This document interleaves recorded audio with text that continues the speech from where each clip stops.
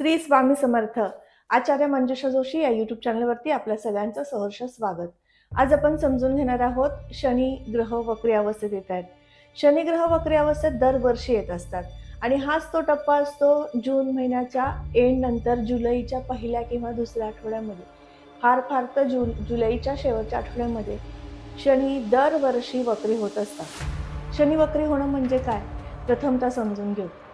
ग्रह वक्री होतो त्यावेळेस तो पृथ्वीपासून पाहताना त्या ग्रहाची जी गती आहे, ज्या गतीने तो चालला आहे त्या गतीमध्ये थोडासा तो उलटा चालला असा भास होणं, याला म्हणतात वक्री होणं. वक्री होणं म्हणजे ग्रह उलटा चालतो, तुमच्या आयुष्यात फार वाईट काळ आणतो असे काही नाही. ग्रह वक्री होणं म्हणजे त्याची जी गती आहे संथ गतीने तो कार्य करण्यास सुरुवात करतो आणि थोडासा तो आपल्या पृथ्वीपासून पाहताना विरुद्ध दिशेने चालला की काय असे काहीसे भास होतात. म्हणून ग्रहाला वक्री होणे अशी अवस्था येत असते. याप्रमाणे माहिती घेत असताना प्रथमतः सांगू इच्छिते, शनी वक्री ग्रह होत आहे तर तो कालावधी कसा आहे. 27 जुलै 2026 रोजी संध्याकाळी 10 नंतर शनी ग्रह वक्री होतोय. 11 डिसेंबर 2026 पर्यंत शनींची वक्री अवस्था असणार आहे. बघा, शनी ग्रह 138 ते 145 दिवसांसाठी दरवर्षी वक्री होत असतात. याही वर्षी होत आहेत आणि तुम्हाला विशेष चांगले फळ देणार आहे. तुमची मेष रास आहे. मेष राशीच्या जातकांना शनी ग्रह वक्री अवस्थेत आल्यानंतर कोणत्या गोष्टीतली विशेष काळजी चिंता देऊ शकतात, कोणत्या गोष्टीमध्ये अस्थिर मन आहे त्या गोष्टीतलं फळ चांगलं पण करू शकतात, याबद्दल प्रथम समजून घेऊयात. शनी ग्रहांच्या 3 दृष्ट्या आहेत. तिसरी दृष्टी, 7वी दृष्टी आणि 10वी दृष्टी. शनी ग्रह प्रथमतः तिसऱ्या दृष्टीने ज्या स्थानाला पाहतोय ते स्थान म्हणजे द्वितीय स्थान. शनी पत्रिकेमध्ये राशीपत्रिकेत 12व्या स्थानातनं गोचर करत आहे. तुमच्या राशीच्या 12व्या स्थानातनं म्हणजेच मीनेतनं शनींचं हे गोचर असणार आहे.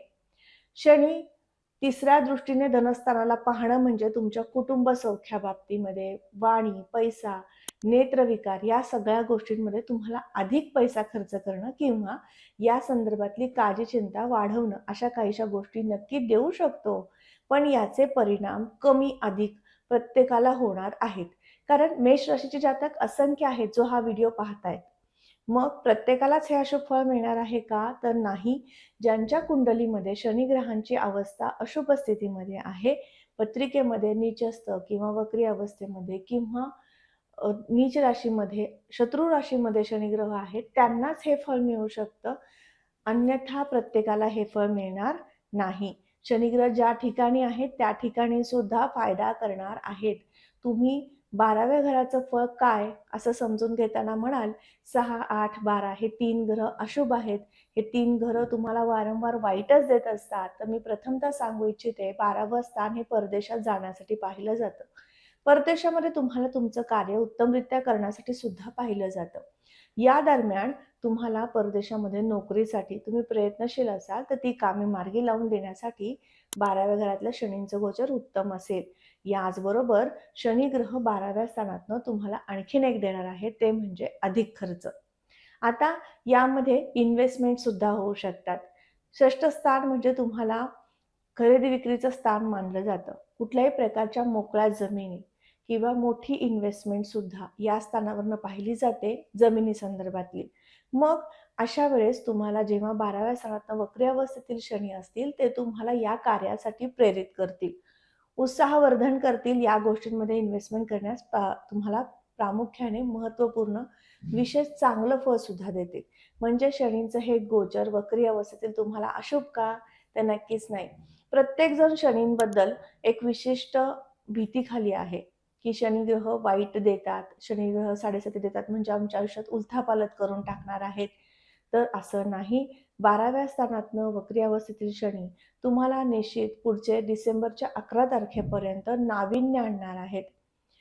आळस, मरगळ या गोष्टी असणार आहेत. थोडीशी आळशीवृत्ती जागृत सुद्धा करून देणार आहेत. पण त्यातनं तुम्ही त्या गोष्टींना परावृत्त करायचं आहे. त्या गोष्टी तुमच्या आयुष्यातनं काढून टाकण्यासाठी प्रयत्नशील व्हायचं आहे. दुसरी गोष्ट म्हणजे शनिग्रहांची सप्तम दृष्टी षष्ठ स्थानावर आल्यामुळे तुम्हाला मुखचिकित्सा, दंतचिकित्सा करावी लागणं किंवा या संदर्भातले काही आजारपणातनं तुम्ही जाताय तर त्याच्यासाठी चिकित्सा करणं, या काही गोष्टी आल्या.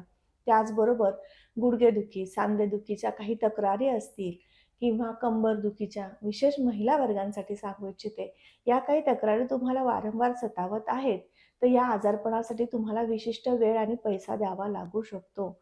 म्हणून तुमच्या स्वतःच्या आरोग्याला जपायचं आहे. आरोग्य जपण्यासाठी तुम्हाला मेडिटेशन, व्यायाम, प्राणायाम या सगळ्या गोष्टी जेवढ्या करता येतील तेवढ्या करायच्या आहेत.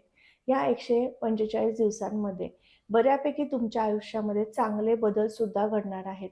तुम्ही ज्या गोष्टी करत नव्हतात, एखादी कृती तुमच्या आयुष्यात करून देण्यासाठी सुद्धा प्रेरित करणारी ही ग्रहस्थिती असते. त्याचबरोबर शनी ग्रहांची 10वी दृष्टी ही नवम स्थानावर येते. नवम स्थान कशाचं आहे? भाग्योदयाचं आहे, शुभ संकेताचं आहे. या ठिकाणी शनी ग्रह 10व्या दृष्टीने पाहतायत. पहा, तुम्हाला नवीन नोकरीची संधी उपलब्ध करून देऊ शकतात. राजकीय क्षेत्र, सामाजिक क्षेत्र या क्षेत्रामध्ये तुम्हाला पदार्पण करण्यासाठी प्रोत्साहित करणार आहेत.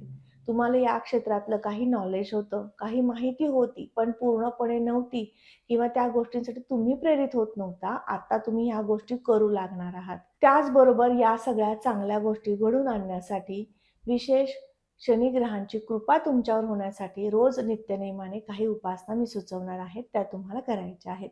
उपासना कोणत्या कराल? सर्वात प्रथम समजून घेऊयात. रोज शनी चालीसा किंवा मारुती स्तोत्र पठण करायचं आहे. याने होईल काय? तर 12व्या घरामध्ये शनी जे वक्री अवस्थेमध्ये आहे, जे तुम्हाला परदेशामधील व्यापारासाठी, नोकरीसाठी प्रेरित करणार आहेत, हे चांगलं आणि सुंदर फळ तुम्हाला मिळू शकेल. खर्च अफाट होणार आहेत, सकारात्मक खर्च व्हावेत, जास्तीत जास्त गुंतवणुकी व्हाव्यात, याकडे कल वाढण्यासाठी सुद्धा ही उपासना उपयुक्त ठरणार आहे. आणि दुसरी गोष्ट म्हणजे शं शनैश्वराय नमः या मंत्राचा जप केल्याने तुमच्या जीवनातील जी अस्थिरता आहे, आळस आहे, मरगळ आहे, या सुद्धा गोष्टी तुम्हाला लांब दूर करता येणार आहेत. म्हणून या सांगितलेल्या उपासना करा. शनींच्या सेवेत राहा. वक्री शनींची भीती बाळगू नका. शनी ग्रह हे तुम्हाला न्यायदेवतेचे एक स्वरूप आहेत, न्यायदेवता आहेत. त्यामुळे त्यांच्याकडनं आपल्याला प्रत्येक गोष्टीला चांगला न्याय देता येऊ शकतो. हे चांगलं फळ मिळवू शकतं, पण त्यासाठी आपणच कुठेतरी कमी पडतोय का? याचा विचार व्हायला हवा.